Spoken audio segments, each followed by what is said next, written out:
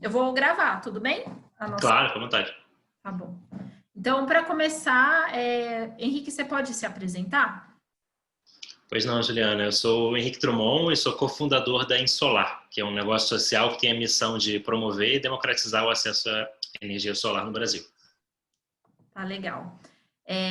E quem é a Insolar?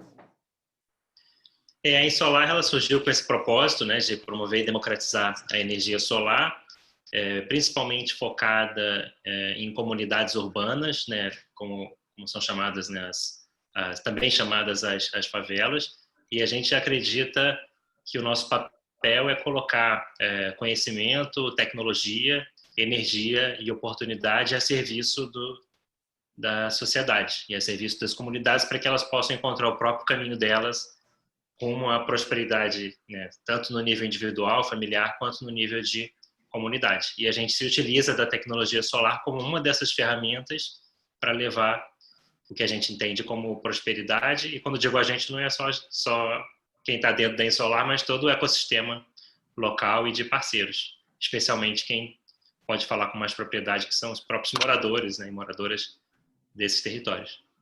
Entendi. Tá, e como surgiu a Insolar?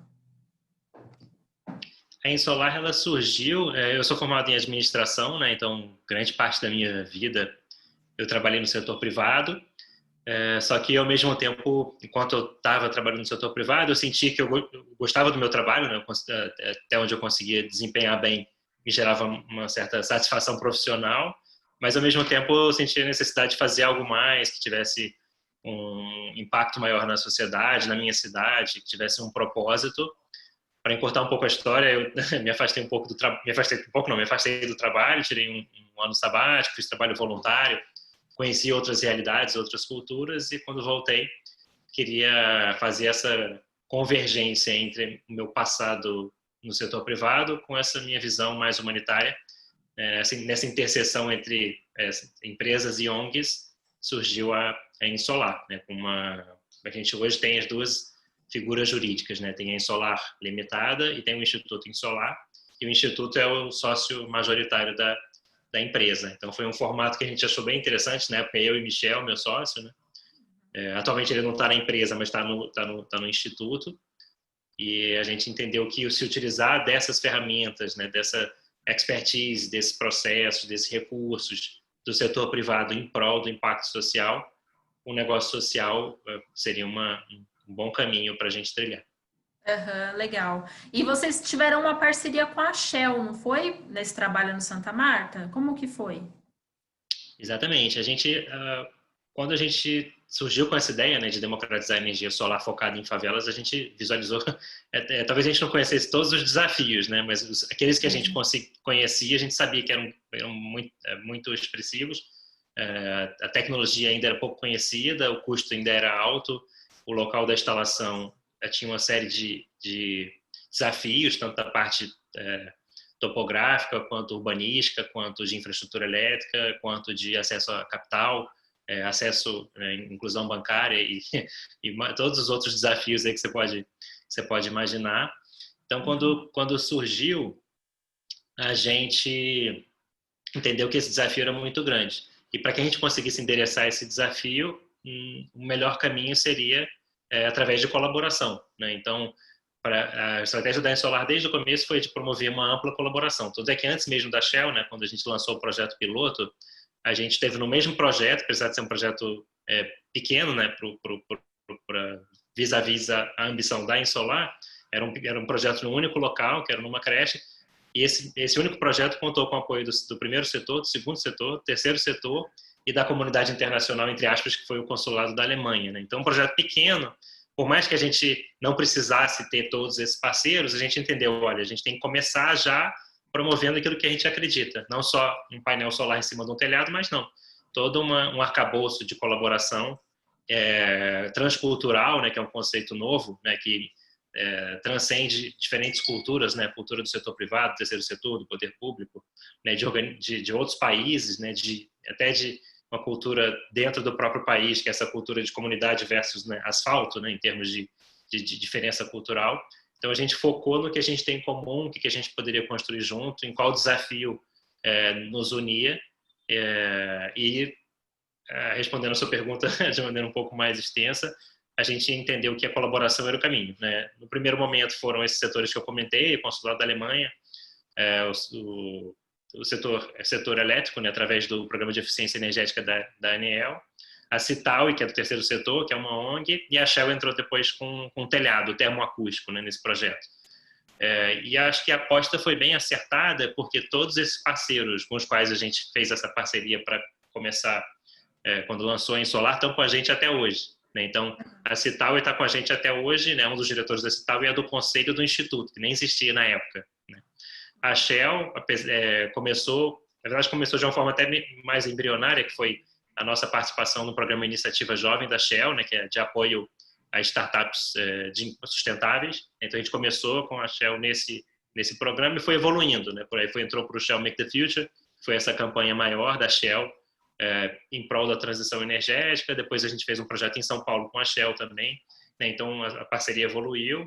Com o consulado da Alemanha a gente teve esse primeiro movimento, essa primeira parceria, e depois de algum tempo a gente foi para a Alemanha, numa universidade indicada graças a essa ponte, né, do consulado da Alemanha. A gente acabou sendo convidado para ser coautor, né, de 2 livros dessa universidade.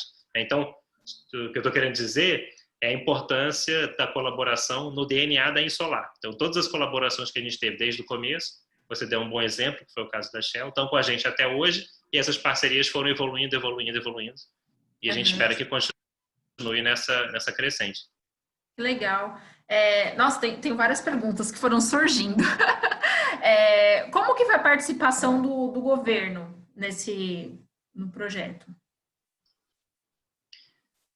Na Insolar, porque assim, a Insolar é um negócio social, né? Sim. Dentro da Insolar, a gente tem a Insolar Comunidades. Antes era uma coisa só, Insolar. Só que a gente começou a fazer muita coisa, a gente foi meio que separando em linhas de negócio, digamos assim. Então, a principal delas é a Insolar Comunidades, que é a que você conhece, né? E a Insolar Comunidades, como a gente... qual é a grande vantagem de você ter esse modelo de colaboração transcultural? Na verdade, quando a gente começou com um modelo chamado de co-funding, que eu nem sabia que existia. Não é o crowdfunding, né? O crowdfunding é o financiamento da galera, né? Como se fala. Uhum. Junta a galera e financia. O co-funding, na época a gente até imaginou que o conceito não existisse, mas ao pesquisar na internet a gente viu que era basicamente você juntar diferentes organizações, né, em prol de um objetivo comum, e elas resolvem colaborar porque faz sentido, né? Então, num projeto de uma creche, por exemplo, numa comunidade, talvez uma organização quer apoiar porque vai beneficiar aquele território. A outra organização quer apoiar porque ela quer apoiar energias renováveis. A outra organização só quer apoiar porque tem capacitação. Então, quando você junta no mesmo projeto ou no mesmo negócio diferentes KPIs sociais, diferentes indicadores, diferentes impactos, diferentes métricas, você conseguiria juntar esses diferentes atores. Então, a gente começou com esse modelo de co-funding, que a gente chama, juntando vários parceiros, e atualmente e expandiu, não expandiu, né? E com essa filosofia da colaboração transcultural. E a gente, acho que eu perdi a sua pergunta. Como que o governo participou? O governo, isso. Então, nessa colaboração transcultural, a gente parte do princípio que todo mundo é bem-vindo, cada um com com a sua contribuição. Por a gente ter, no começo da Insolar, a gente teve esse doce problema de ter bons parceiros, a gente não precisou recorrer ao governo, né? Então, a gente só viabilizou tudo com o governo. Em termos de aprovação das instalações, não depende do governo, né? É uma norma que a gente segue da ANEEL, né? Que você deve conhecer bem, e é diretamente com a distribuidora de energia. Então, a gente não teve uma participação direta. Tiveram 2 locais de Santa Marta, onde a gente começou, né? Que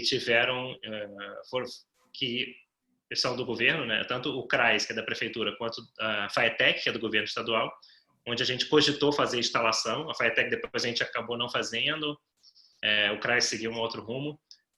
Então, na verdade, a prefeitura e o governo do estado eram beneficiários do projeto, mas não dependia deles, né? E a gente segue essa mesma filosofia para Insolar Comunidades, né? Na Insolar Cidades, que é uma outra vertente que a gente está trabalhando, teve um primeiro projeto em São Paulo, também com esse mesmo modelinho, Senai, né, setor privado, diferentes atores do setor privado, a Prefeitura de São Paulo, através da Secretaria de Assistência e Desenvolvimento Social. Então, na Insolar Cidades, a gente está mais ligado, tem uma aproximação necessária com prefeituras, especialmente, né? Sem excluir governo do Estado, governo federal. Mas na Insolar Comunidade não foi preciso. Eu, pessoalmente, acho que flui melhor. Eu acho que o papel tanto da prefeitura quanto do governo estadual e federal, eu acho que ele é mais de estimular essas iniciativas, né, e apoiar criando, né, arcabouços jurídicos, legais, subsídios, estímulos, etc., e transformando essas iniciativas em políticas do que participando especificamente em projetos, né? Claro que a participação é bem-vinda, mas eu acho que não deve ser um condicionante, né? Então, se você tiver bons projetos, piloto ou não, né? Ou piloto, ou uma fase mais avançada, que deem esse passo inicial de testar, é possível ter energia solar nas favelas, não é? O que é que deu certo, o que é que não deu, o que é que tem que melhorar, o que é que não tem que...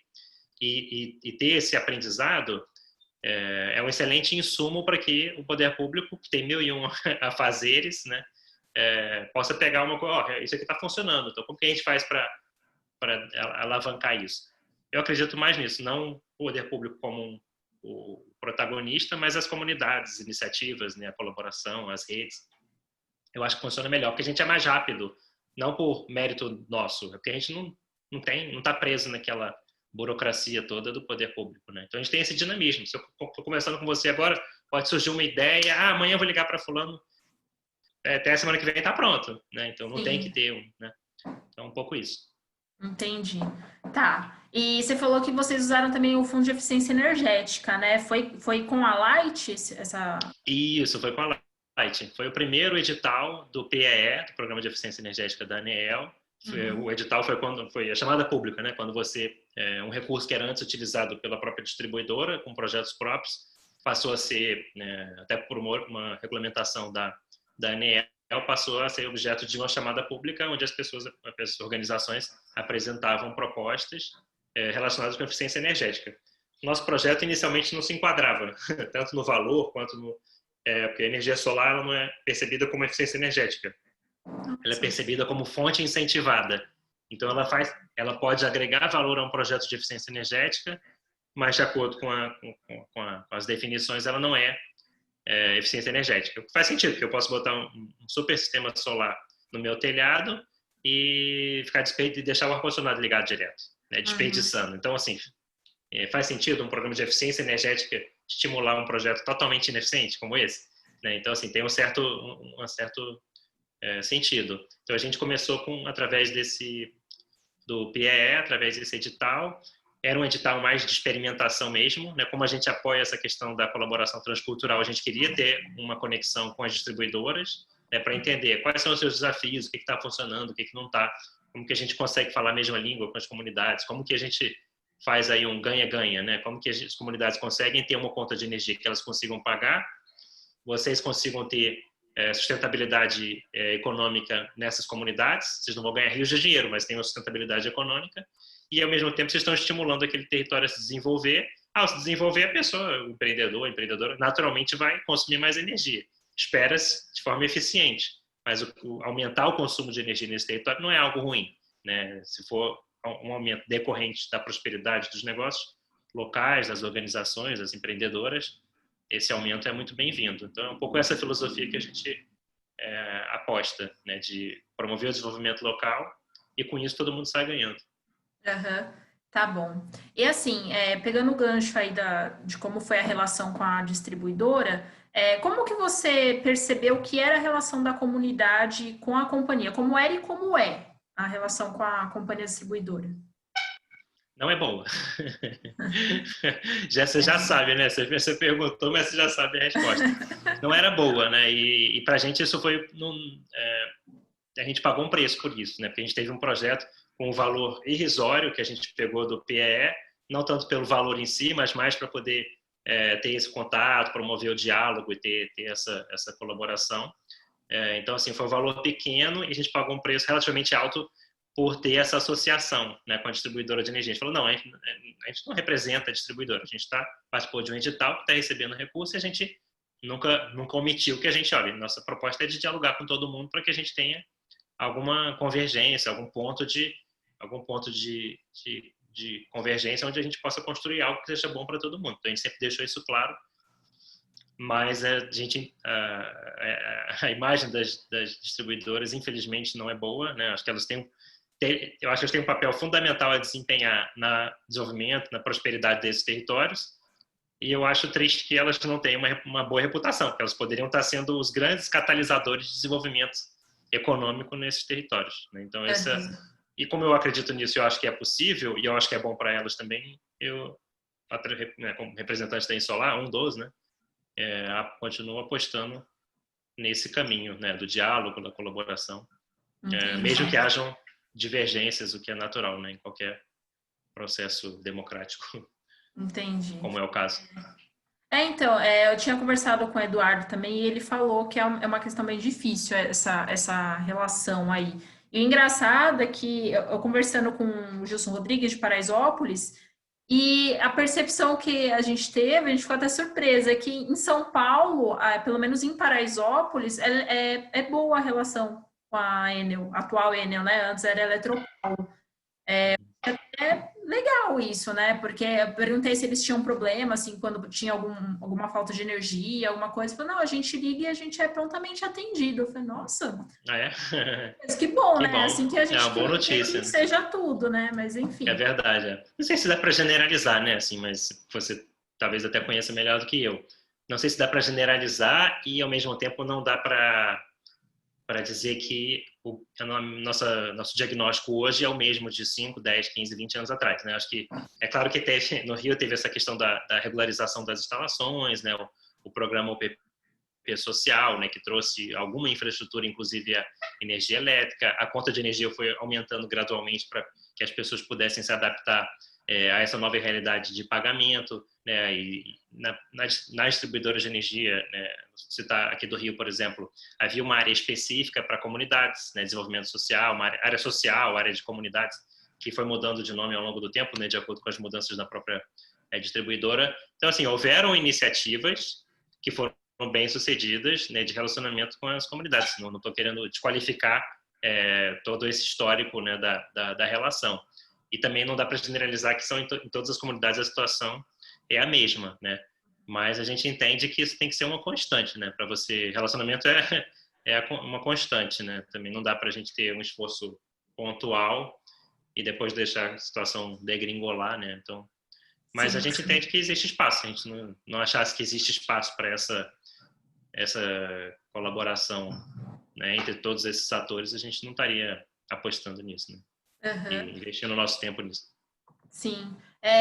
Henrique, só um minuto que tem uma pessoa aqui pedindo para entrar. Deve ser a esposa do meu professor, eu vou admitir, tá bom? Só um minuto.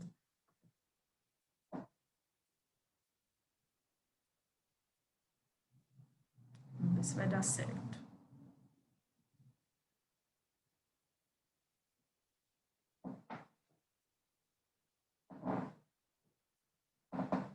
Oi, professor.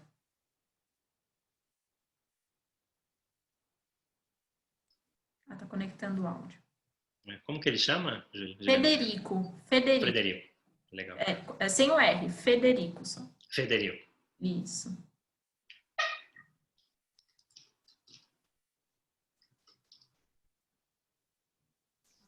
Talvez ele esteja ouvindo a gente, né?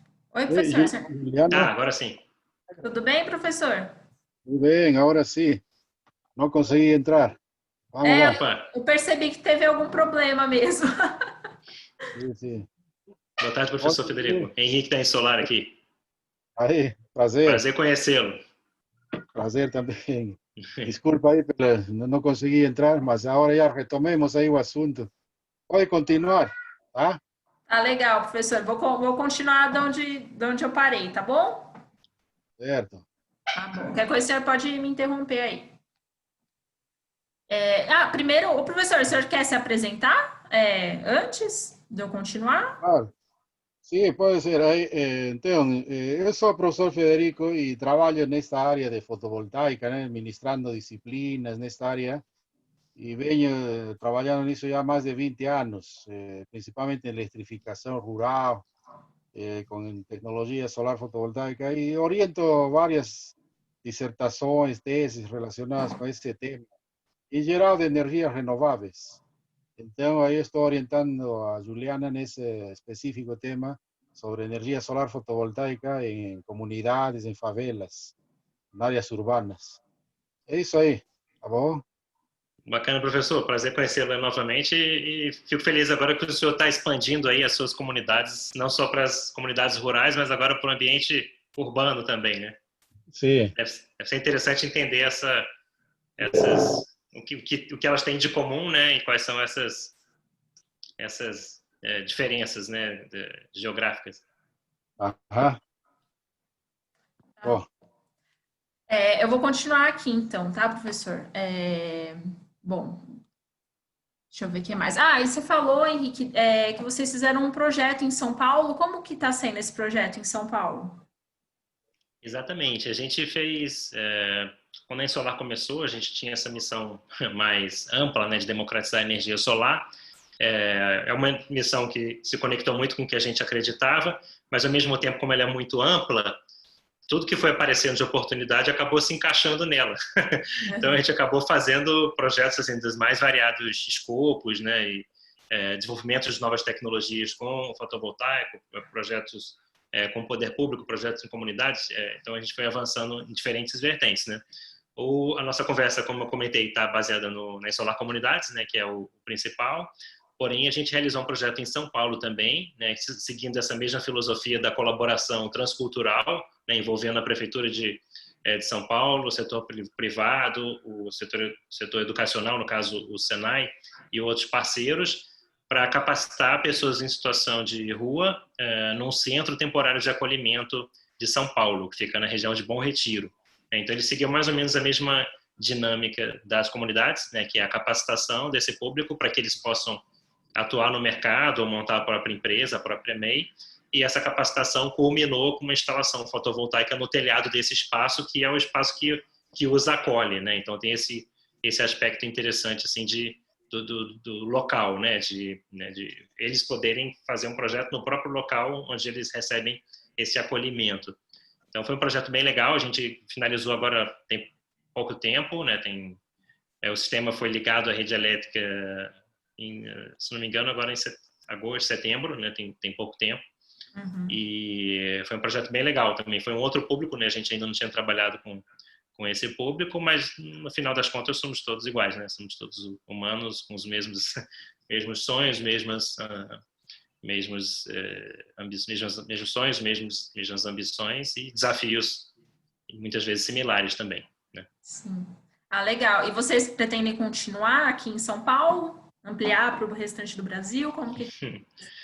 A pretensão sempre tem, né? Uhum. Acho que quem está empreendendo sempre tem muitas pretensões. A gente entende que por a gente ter avançado em várias frentes, a gente resolveu dar um passo atrás, mais ou menos, nesse sentido de organizar a casa, entender o que a gente estava fazendo, separar a Insolar nas suas diferentes linhas de atuação, e cada uma delas a gente está definindo qual a melhor estratégia para avançar. Na Insolar Comunidades é mais ou menos o que a gente vinha fazendo, porém a gente já há algum tempo visualiza outros cenários e outras possibilidades jurídicas para nossa atuação. A gente entende que nas comunidades, ainda mais essas comunidades verticalizadas, você tem alguns telhados que estão com boa incidência solar, outros não tanto. Tem o vizinho de baixo que não necessariamente tem o telhado, que é do vizinho de cima. Então, acho que esse é um desafio sobre o qual a gente já pensa há bastante tempo, mas a gente falou, enquanto houverem telhados disponíveis, eficientes e compatíveis com a nossa proposta, a gente pode ir avançando nesses telhados. Então, a comunidade, a Insolar Comunidade está nessa linha, né, de definir diferentes alternativas para poder ganhar escala. A Insolar Cidades, ela teve um impacto muito grande, principalmente para os parceiros, né? Para a Insolar, não tanto. Eu acho que, assim, para o público beneficiado, eu acho que foi um impacto legal em termos de capacitação, certificação, diploma, experiência, né, profissional, etc. Para os parceiros também foi um projeto bem legal. Para a gente, acho que foi um investimento de tempo muito grande, né, que não necessariamente trouxe um retorno financeiro para viabilizar a nossa operação. Então, a gente não definiu ainda como que vai continuar, né? Se a gente vai simplesmente compartilhar nossa experiência, né, open source para qualquer prefeitura, se a gente vai continuar prestando essa, de certa forma, essa consultoria, entre aspas, né, que é mais uma parceria do que uma consultoria, ou se a gente vai se limitar a insolar comunidades. Então, é algo que a gente está refletindo e vai ser um fruto dessa retrospectiva do projeto de São Paulo, que foi o projeto piloto da Insolar Cidades, mas que demorou bastante. Não por falha de projeto, mas porque é um projeto, os projetos transculturais, né, que envolvem diferentes atores, tem muitas etapas, principalmente quando envolve o poder público. Aí você tem o edital, aí você tem que apresentar a proposta, esperar o resultado do edital. Tudo isso demora muito, por mais eficiente que seja aquela municipalidade, né? Entendi. Certo. Legal. Bom, deixa eu tentar, é que eu fui perguntando aqui, que a gente foi conversando, foram surgindo perguntas, eu vou tentar voltar aqui para minha sequência. A gente conversou sobre como era a relação da comunidade, né, com a companhia de energia. Como que você vê as ligações irregulares de onde vocês atuaram, né? Porque, assim, eu pergunto no sentido de que, assim, a gente teve uma surpresa quando a gente pesquisou sobre Paraisópolis, que era em torno de 10% só. E também conversando com o Eduardo, ele falou que é uma parcela pequena. E, assim, quando você olha de fora, você tem a percepção, às vezes, errada de que, nossa, todo mundo vive no gato, né? Como que você enxergou isso? Essa questão da perda não técnica, né, que é o nome técnico dos gatos, ela depende muito da comunidade, né, depende do território, né, então tem comunidades que esse exemplo que você deu, né, 10%, tem comunidades que pode passar de 80%, né, essas perdas. Então, acho que depende muito. Eu acho que como qualquer outro desafio, qualquer outro problema, né, que a sociedade precise enfrentar, ele tem que ser analisado sobre uma ótica sistêmica, uma ótica mais holística. Então, não dá para a gente simplesmente analisar o gato como algo que destoa da legalidade e que, por isso, precisa ser combatido, né? Acho que tem que ser entendido como não é algo legal, né? Acho que o ideal seria que todo mundo tivesse, né, conectado à rede elétrica, regularizado, pagando sua conta em dia. Mas por que não é? Assim, como que a gente se aprofunda? Vamos nos aprofundar nesse problema. Eu acho que esse aprofundamento que a gente busca fazer quando a gente está lidando, né, com um desafio, né? Seja a questão do acesso à energia ou a questão do algum desafio ambiental, a gente tem que se aprofundar para entender quais são as raízes daquele problema. Eu acho que o gato é uma consequência de algo mais complexo, né? Se você tem, atualmente, por exemplo, se você tem, é cada vez mais difícil você ter o gato na rede elétrica, né? Porque a rede elétrica está cada vez mais blindada, então pode acontecer da pessoa cortarem a luz daquela residência, uma família, por exemplo, se uma família perdeu a luz, aí ela acaba entrando no gato, quando ela entra no gato, aquele gato não necessariamente é da rede da distribuidora, pode ser do vizinho, aí a conta do vizinho sobe, aí o vizinho que antes conseguia pagar a conta de luz, cabia no orçamento, não está cabendo mais, não consegue mais pagar, corta a luz. E, de maneira geral, as pessoas não ficam sem luz, né? Assim, num ambiente urbano é muito difícil você viver sem luz. Talvez no ambiente rural, né, talvez seja interessante esse paralelo com as comunidades do professor Federico. Mas no ambiente urbano, como é que a pessoa vai, né, tocar a vida, né? Limita muito. É claro que você tem fogão, que é gás, aí você consegue... Mas, assim, a própria questão urbanística das favelas é muito complexa, né? Então você não tem muita circulação diária, em alguns locais a temperatura é super alta, a umidade é baixa, aí você corta a energia daquela família, ela fica numa situação de extrema insalubridade, como se, né, além do que já fica mais ainda. Então eu não estou justificando o gato, eu estou dizendo que acho que como qualquer outro problema, seja o gato, ou seja as drogas ou a insegurança, a gente tem que analisar sobre uma ótica mais holística.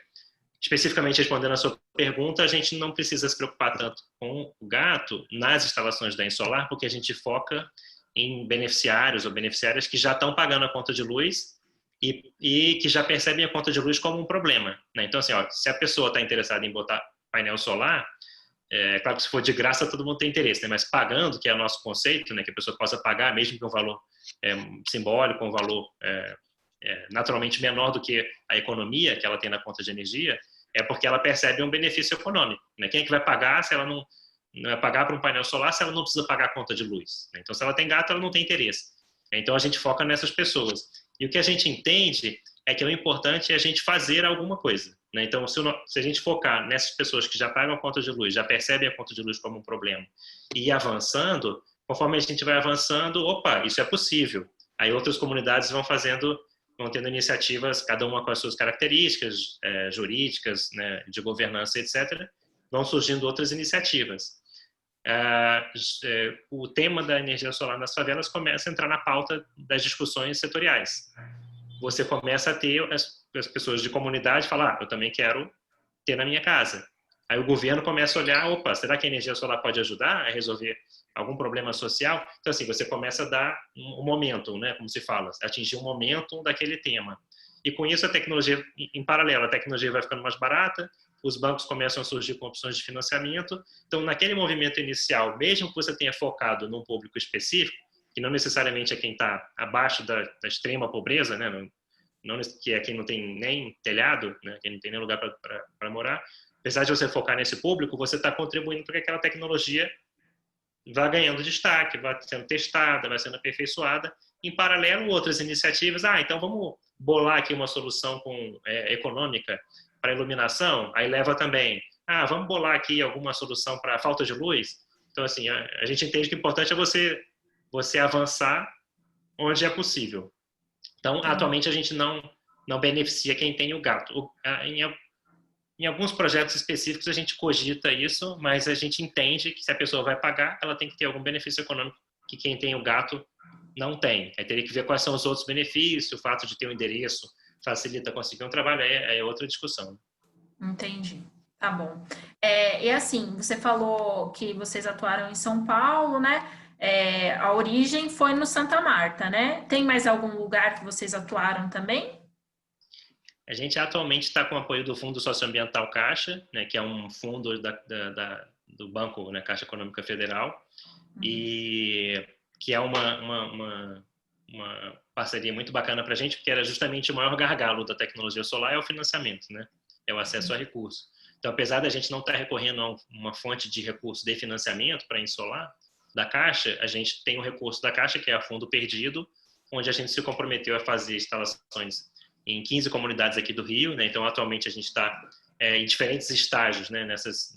Atuando nessas 15 comunidades, e a gente entende que é uma etapa importante para que a gente consiga realmente democratizar a tecnologia, né? Por enquanto a gente ainda está nesse esforço inicial, né, de trazer todas essas variáveis, né, tanto o conhecimento, quanto a tecnologia, quanto as parcerias, quanto o recurso, mas agora a gente está nessa etapa que é o que a gente chama de democratização, que é quando efetivamente chega nas famílias. No caso especificamente do projeto, a gente está focando em empreendedoras, né, e empreendedores, mas mais empreendedoras, e elas vão poder pagar pela tecnologia, né? Então elas vão ter uma economia na conta de luz, parte dessa economia volta para o fundo insolar, e o fundo insolar utiliza esse recurso para poder expandir as operações. Então esse é o modelo que que era inviável, né?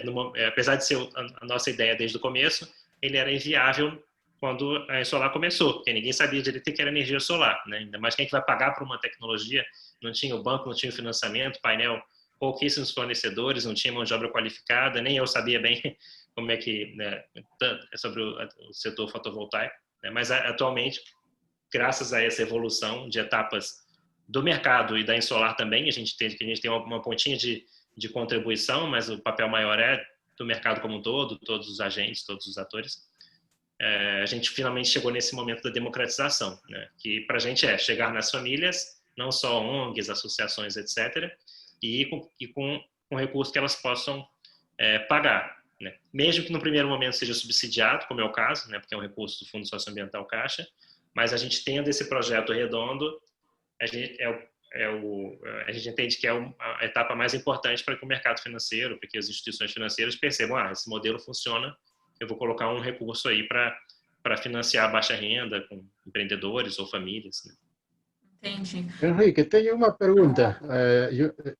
É sobre o processo de inserção da tecnologia fotovoltaica nas comunidades. São sistemas conectados à rede, né?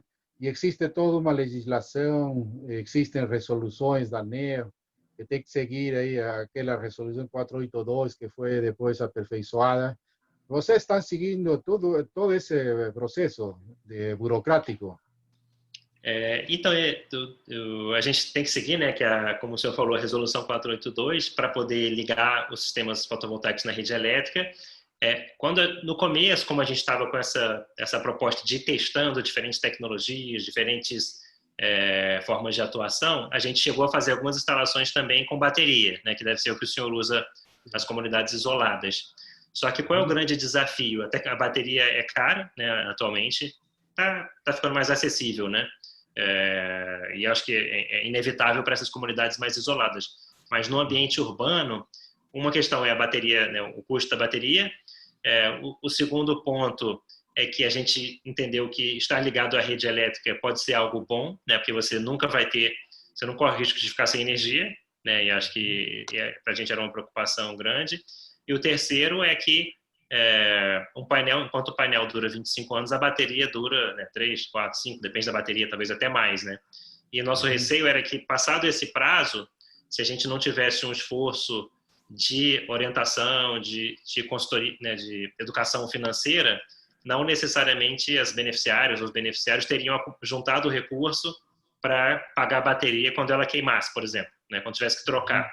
Então, a gente corria o risco, né, na nossa opinião, na época, do sistema parar de funcionar e isso exigir que a Insolar fosse lá dar uma manutenção, que não é a nossa proposta. Nossa proposta é gerar esse protagonismo, essa autonomia local. E a gente entendeu que, financeiramente, em termos de autonomia, em termos de manutenção, né, em termos de modelo de negócio, faria mais sentido para a gente ficar ligado à rede elétrica. E também por essas razões que eu comentei, de você ter telhados com mais sol, menos sol, e eventualmente ter que dimensionar um sistema para nunca faltar energia, o que ficava ficando mais caro, né, do que ligar logo na tomada, né, ligar logo na rede elétrica. E ao mesmo tempo isso era interessante, além de ser mais interessante sobre a nossa perspectiva comunitária, como em solar, também a gente entendia que era mais interessante para os outros atores do ecossistema, que é no caso a distribuidora de energia. Então a gente não queria ser visto como, né, um substituto da rede elétrica. A gente queria reconheceu a rede elétrica como um ator importante, né? Quem é que vai querer ficar dentro das comunidades dando manutenção em poste, tirando galho de árvore? Não é. A gente não entendeu que era o caminho nesse ambiente mais complexo, né? Talvez em comunidades menores, isoladas, etc. Tudo bem. Então a gente entendeu que era melhor, faria mais sentido assim, mas o principal é esse, que era mais caro e a gente não entendeu como poderia ser muito escalonável, né? Mas mais importante é ser acessível, né? Agora, nesse sistema, os créditos que vão sendo gerados mensalmente, né, que o sistema gera, de noite consome da rede, esses créditos estão conseguindo ser abatidos assim, ou ficam perdidos? Como está essa situação? Então, professor, tem que ter um acompanhamento, né? Se a pessoa assim, nossa atuação, e acho que de outras organizações também, imagino que sigam essa filosofia, quanto mais a comunidade se apropriar da tecnologia, melhor, né? Se a gente simplesmente for lá instalar a gente mesmo, não dá nenhuma orientação para quem é o responsável por aquela edificação, para acompanhar as contas de luz, etc., você corre o risco de começar a gerar um monte de crédito, passar os 60 meses e ninguém usar, né? Então, acho que tão importante quanto tudo que a gente estava até conversando, né, essa questão da educação, da conscientização, da capacitação, da inclusão tecnológica, do engajamento comunitário. Além de tudo isso, a gente ainda tem que ter um trabalho, né, de conscientização sobre a boa utilização dos equipamentos. Acompanhar a conta de luz, entender a conta de luz, está sobrando energia, será que eu posso distribuir essa energia para outras edificações? Né, a gente tem alguns casos que você tem aquela questão de você poder utilizar o crédito energético em locais diferentes, contanto que estejam no mesmo CNPJ ou CPF, né? No Santa Marta, por exemplo, a gente tem a associação de moradores que tem mais de um CNPJ. Então, na eventualidade deles gerarem mais energia do que eles precisam, que aconteceu, você consegue pegar essa sobrinha de energia e jogar para outro CNPJ, outra instalação. Então, esse cuidado é fundamental, né? Ter esse acompanhamento durante algum tempo, né? Em ter alguém daquele local vai ter que se apropriar, né? Daquela tecnologia e daqueles procedimentos. Mas é um esforço, acho que é um esforço para identificar essa pessoa e garantir que ela vai estar com tão vigilante quanto a gente que é do setor está, né?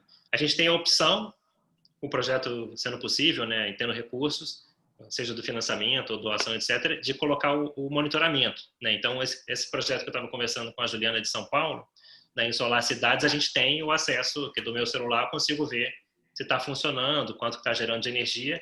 E lá especificamente, né, especialmente, a gente até botou uma câmera no telhado. Então, a gente consegue ver, se eu entrar aqui no meu celular, consigo ver quanto que está gerando de energia agora, se teve algum sombreamento, se teve alguma queda na geração, e se a curva de geração tiver caído, eu entro na câmera do telhado e vejo se tem algum sombreamento. Aí eu vejo, poxa, está com sombreamento e a geração caiu, faz sentido, né? Claro que eu não vou ficar todo dia fazendo isso com todas as instalações, mas você tem ferramentas sem incorrer num custo de deslocamento, de logística, para poder saber se está funcionando. Mas aí você tem que ter uma boa internet, né? Como nas comunidades nem sempre você tem que ter esse custo adicional do sistema de monitoramento, né? Que se aquela família está querendo economizar ao máximo, às vezes não vale a pena colocar, né? 500 mil reais a mais no monitoramento, né? Então, tem muitas variáveis aí. Mas acontece de sobrar crédito, como o senhor antecipou aí. E acontece de faltar também. Tem alguns casos que gera energia, mas não é suficiente para zerar a conta, né? Ou para colocar naquele patamar mínimo. Aí fica gastando lá. Tecnicamente, você poderia botar um único painel em cada telhado e dificilmente você teria uma injeção de energia na rede elétrica, né? Então, você, teoricamente, todo mundo poderia botar um painel. Aí você, em tese, tecnicamente, não precisaria gerar crédito com a distribuidora de energia, mas atualmente não é permitido, né? A resolução exige que, se você está ligado ali na rede elétrica, se você está abastecendo a sua casa com energia, que é a mesma casa que é abastecida pela rede elétrica, tem que estar tudo regulamentado. A não ser que você tenha um painel solar numa rede totalmente independente, né? Digamos que você tem um comércio. Aí você pode botar, não, a iluminação vai ser toda solar. Aí tem uma rede, uma infraestrutura lá de elétrica, que é totalmente independente da distribuidora da Enel, da Light, mas não pode ter nenhuma conexão. Se tiver uma conectada na outra, até onde eu sei, isso não é aceito, né? Tem que ter aprovação até por questões de segurança e tal, tem que ter aprovação da distribuidora. O senhor conhece bem, né? Tô falando de um tema que o senhor é o especialista, não sou eu. Pode prosseguir, Juliana.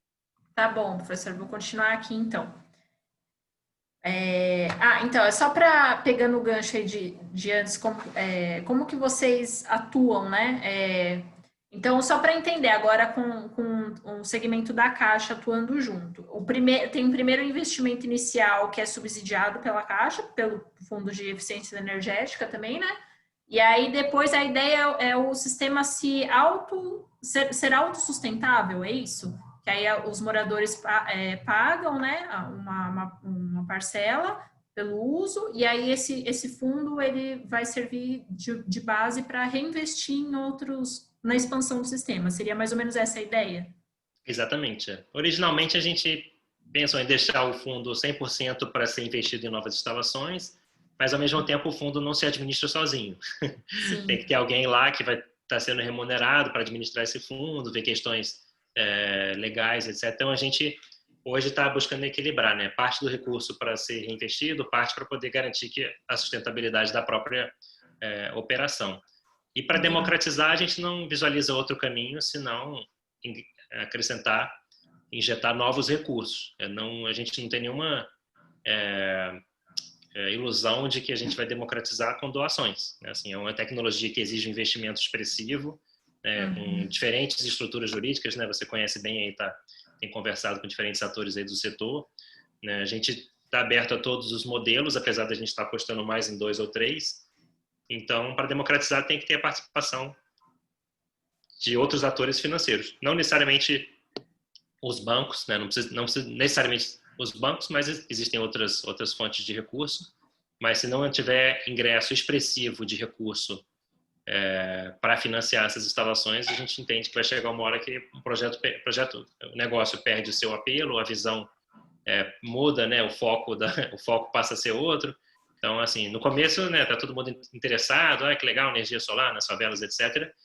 Mas chega uma hora que, não, eu não vou, né, você já falou, a Shell já patrocinou, o consulado da Alemanha já patrocinou, a Light já patrocinou, não vou ficar fazendo mais do mesmo, né? Então o patrocínio já perde um pouco o interesse. Então tem que ter, e a gente acredita um pouco nesse passo a passo, né? Mesmo que tenha uma estratégia exponencial, né, o projeto piloto, expansão, democratização, digitalização, por mais que exista essa estratégia, a gente tem que entender que cada passo tem o seu papel. E na democratização você tem que ter setor financeiro, outras fontes de recursos para expandir.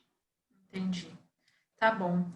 Só para a gente não ultrapassar muito horário aí, então vou falar para você falar um pouco sobre o futuro, quais são os planos da Insolar aí para o futuro. Eu lembro quando eu fui visitar, já vai fazer um ano que eu visitei vocês, em setembro do ano passado, aí eu conversei com a Salete, e ela é embaixadora, né, da Insolar no Santa Marta, e aí ela estava falando que estava no período de trazer os empreendedores mesmo, né, para fazer essa expansão mais com o setor comercial.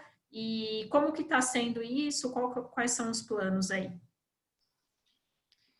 Com relação ao futuro, né, tem o futuro de 2020, 2050, acho que tem diferentes cortes, né?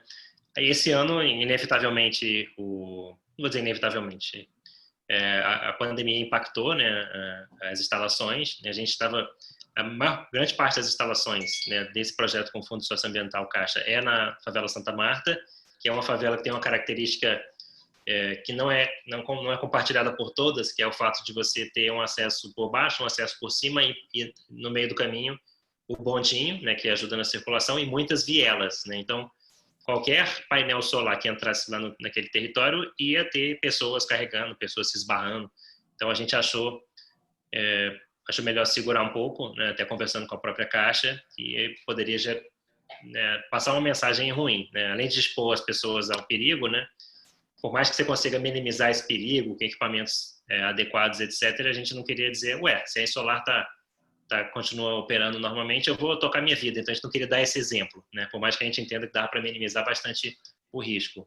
E, por outro lado, nas outras comunidades, a gente tem um pouco mais de facilidade, porque você consegue, às vezes, chegar com o equipamento na porta do prédio, né? Quando você tem via de circulação. Então, a gente está nessa etapa atual, a gente está discutindo o melhor caminho para essa etapa, que a gente está chamando, né, o início da democratização, digamos assim, de chegar nas famílias.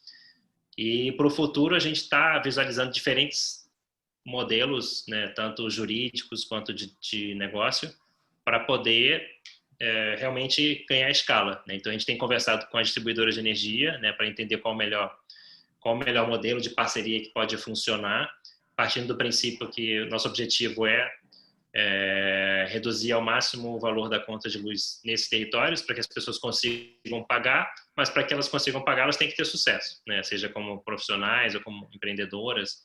Então, é um pouco isso que a gente acredita. Então, a gente está se aproximando de diferentes atores e, ao mesmo tempo, a gente começou a endereçar agora, né, apesar desse movimento já ter mais de 1 ano, 2, começou a endereçar agora um pouco esse cenário de gerar energia fora do telhado da pessoa, né? Então, que acaba que, né, por razões óbvias, né, você tem em comunidades não é um andar só, né, tem 2, 3 andares.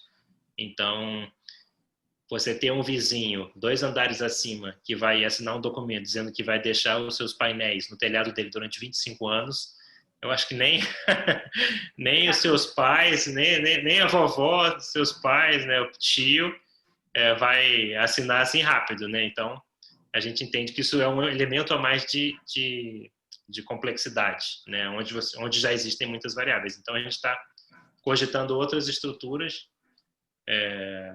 para geração compartilhada, né? Como se diz tecnicamente.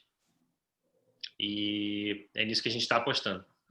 Além dessa parte de digitalização também, né? Sem me aprofundar muito, que é algo que a gente ainda está desenhando, que é a Colaboração, né? Que é onde a gente entende que as ferramentas digitais podem nos ajudar, que é não só facilitando o que a gente já faz hoje manualmente, né, que é conectar esses diferentes atores em prol de um objetivo comum, como alavancando as oportunidades de geração de emprego e renda, né, conectando também através dessas conexões, como atendendo os anseios de quem busca se solarizar, né, independentemente de ser nas favelas ou fora. Mas é algo que a gente ainda está refletindo qual o melhor. A gente, né, teve um movimento inicial, só que a gente está vendo qual o melhor caminho, não só em termos de impacto, mas também em termos de negócio, né? Porque se não funciona como um negócio, se não tem um modelo de negócio que seja economicamente robusto e sustentável, não existe impacto social, né? Então a gente está revendo algumas prioridades e está tendo que colocar um pouco essa questão da sustentabilidade financeira. Não vou dizer à frente do social, porque nunca está, né? O social está no nosso DNA, mas com a devida importância para que o negócio consiga avançar de forma sustentável e ganhar escala para que a gente consiga democratizar. Não a gente sozinho, né? Existem vários atores aí que estão atuando nessa democratização e a gente entende que a gente tem dois papéis, né? Um de botar a mão na massa para ajudar a democratizar a tecnologia e um outro papel é contribuir com exemplos, né? Assim, olha, a gente tem diferentes tecnologias, diferentes projetos, diferentes parcerias e isso acaba estimulando outras iniciativas, né, que seguem seus próprios modelos de negócio, suas próprias visões, mas com esse mesmo objetivo de democratizar a energia solar nas comunidades urbanas ou não urbanas, né? A gente está focado nas urbanas porque já é coisa aberta, né? Uhum, com certeza.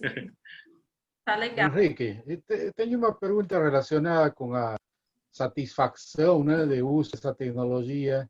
No meio rural, às vezes, as pessoas têm outras alternativas de escolha, a não ser o gerador de energia elétrica com óleo, diesel, né? E chega a fotovoltaica, bom, alguns vão um tempo, eles gostam, outros não, porque começam as baterias, uma série de problemas. E aí, nas comunidades, a satisfação dos usuários perante a tecnologia está relacionada principalmente com quanto vai pagar por mês, né? E se diminui o consumo, diminui o gasto em reais. Como que está essa questão da satisfação dos usuários nos projetos que vocês desenvolveram? Eles estão muito satisfeitos? Como que está essa situação? Quando a gente fala da energia solar, antes mesmo da gente explicar, todo mundo já fica interessado, né? Porque eu acho que tem várias razões. A principal, né, que o senhor comentou, né, essa questão financeira.